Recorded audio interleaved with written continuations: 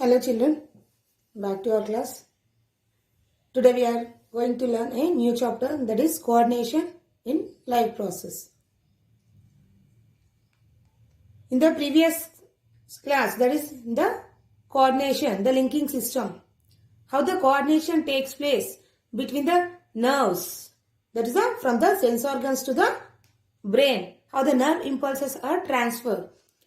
Same as in this chapter also, how the digestion means the nerves which are present in the gut are connected to the brain, and how the nerve impulses take the sense of smell, taste, and how the hunger pangs occur in our stomach.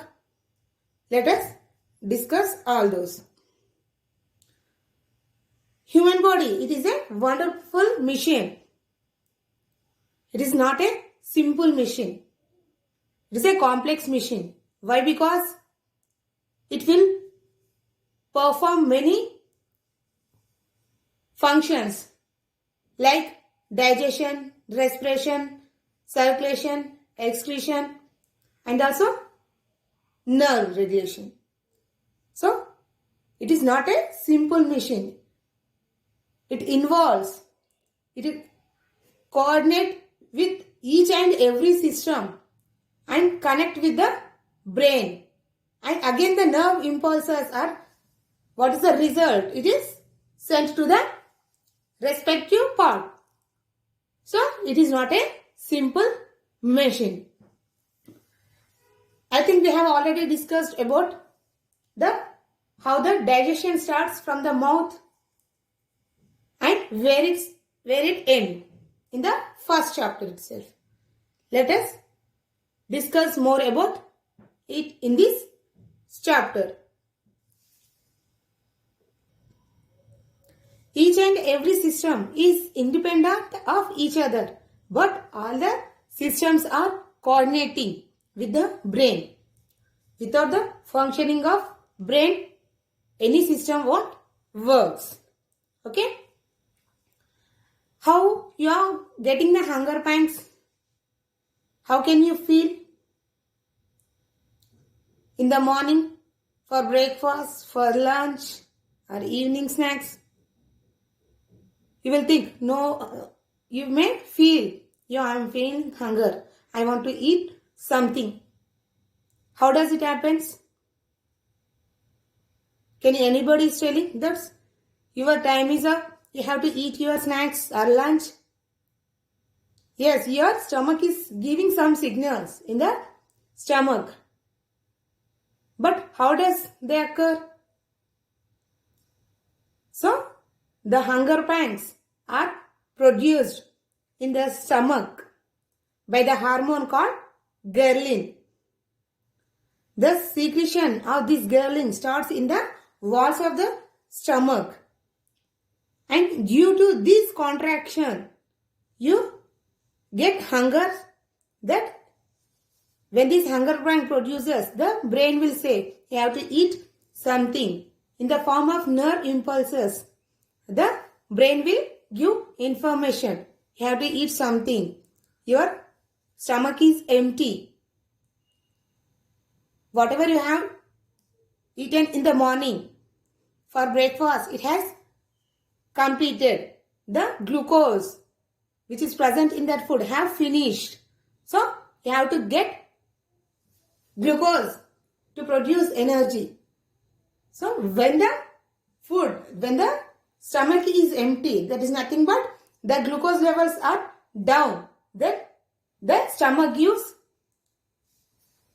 some signals in the form of hunger pangs that your stomach is empty. Means you have your sugar is completed. The glucose level is completed. Then you have to get the glucose to perform the metabolic activities of your body for writing or anything. Then you will feel that hunger pangs. Then what will you do? You will have your lunch. But how you can feel? Here the hunger pangs will continue for 30 to 45 minutes. The Dancephalon of forebrain and vagus nerve. I think we have discussed about this in the 5th chapter. The vagus nerve, that is nothing but the 10th cranial nerve, which is present in the spinal cord, plays a major role to give these hunger pangs, hunger signals. Either your sugar levels are down or your stomach is full. These are given by the diencephalon and then vagus nerve. Okay. Here the hormone ghrelin, which is secreted in the stomach walls, it gives the information that your stomach is empty and have to have the food. But sometimes if you have your breakfast heavy and you may not unable to eat the food for lunch, means you have more glucose in your body, means whatever you have taken for breakfast, it is heavy, which consisting of more amount of glucose, and you have not performed any activities, then you may not feel hunger. How? So regularly for every day-to-day time we have certain particular timings to have breakfast, lunch. But by the time of the lunch also you are not unable to get the hunger pangs because your stomach is not empty. Your sugar levels are more. Then you will say, no, I am not able to eat. I am not feeling hungry. These signals are also sent by the another hormone called leptin, which are secreted by the stomach walls. Means which gives the signals, which suppresses the hunger pangs. Here leptin suppresses the hunger pangs, whereas the ghrelin produces the hunger pangs. If the sugar levels are down, ghrelin is secreted. If the sugar is present in your body and you are not unable to have your lunch, then leptin will secrete, means no need to have the food. Then you will say, no, I am not able to eat. I am not feeling hungry. Okay. How this happens? Due to the secretion of the hormones. When these hormones are released in the blood, these hormones will give the information to the brain to have the food or no. Okay. If you feel hungry, you will say that I want to eat something. Means when you get the smell of any favorite dish, you will say I have to have that food. In the same way, if the food is not giving proper odor, that is, if the food is stale, what you will say? No, it is not nice. I won't eat. You will reject that food. How it happens? Due to the secretions of the hormone that are produced by the stomach. So, our stomach is only giving the information to have the food or to not. Okay? Next, taste and smell are closely related. Here, for every food, when you taste and smell, means before tasting, you will smell that food. When you are keeping the food in the mouth, you will smell it. When these smell and taste are coordinating, then only you can identify the taste. Close your eyes and observe. Without seeing only, you can guess the food item. What is that? How it happens? Due to the nerve impulses only.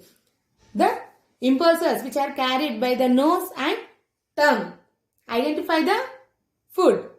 Okay? When you are suffering from severe cold and cough, you may not detect the food, taste of the food. Why? Because of the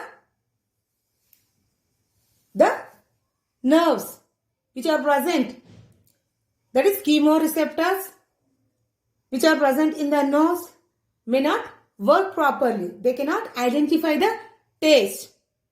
When the chemoreceptors are not active, we cannot guess the taste of the food.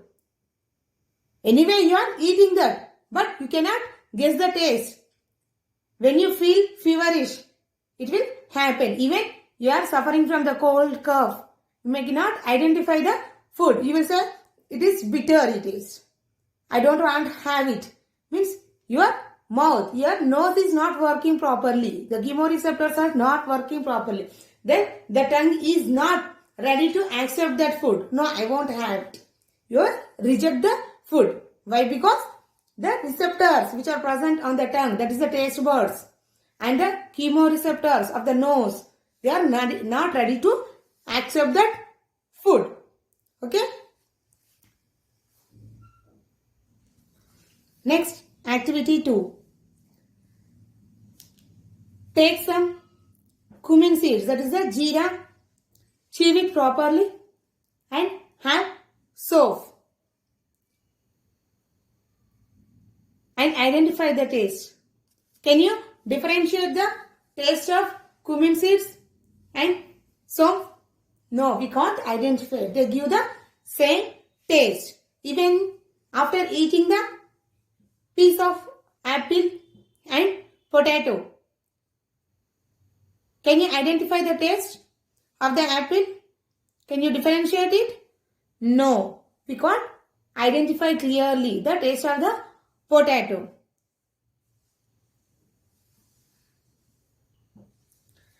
When you are having your food,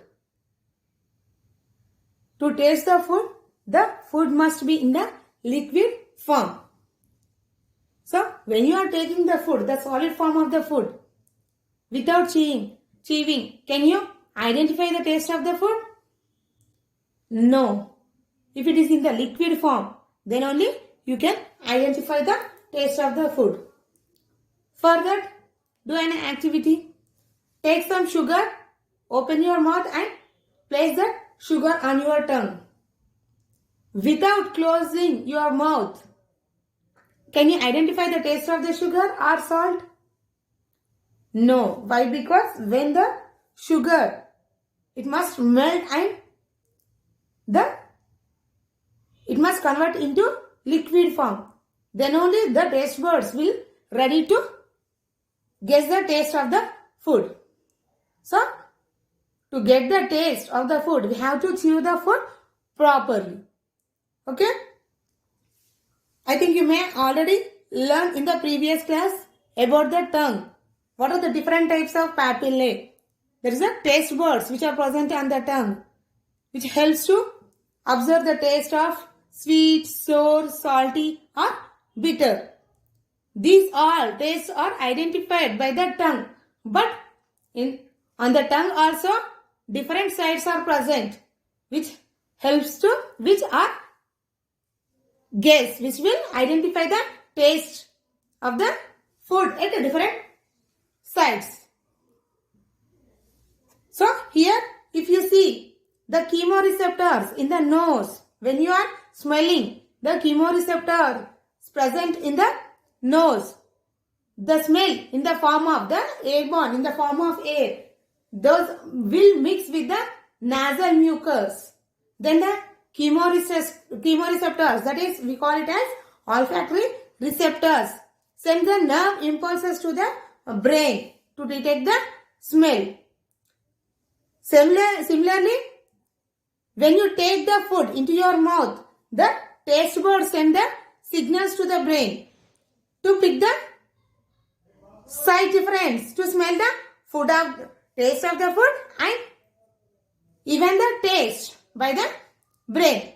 This is how the taste and food are coordinating with each other. And then only the brain can identify. Means here chemoreceptors and taste buds will coordinate to identify the taste of the food. Then only the brain can identify the taste. Okay? See you children. We will see in the next class with another topic.